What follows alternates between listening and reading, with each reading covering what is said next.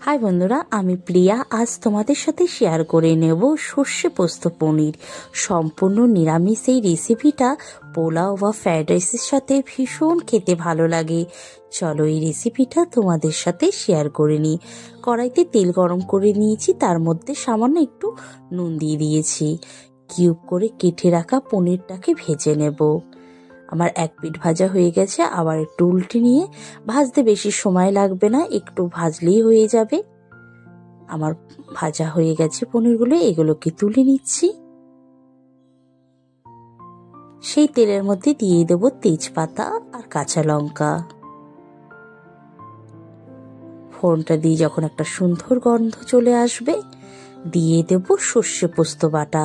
আমি এখানে 2 চামচ পোস্ত, 2 চামচ সর্ষে আর 2টো কাঁচা লঙ্কা একসাথে পেস্ট করে নিয়েছি।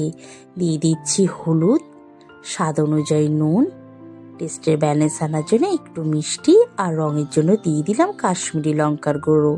সবগুলো ভালো করে কষাবো। যখন দেখবো মশলা থেকে আমাদের তেলটা সম্পূর্ণ ছেড়ে যাবে, ততক্ষণই কষিয়ে নিতে হবে।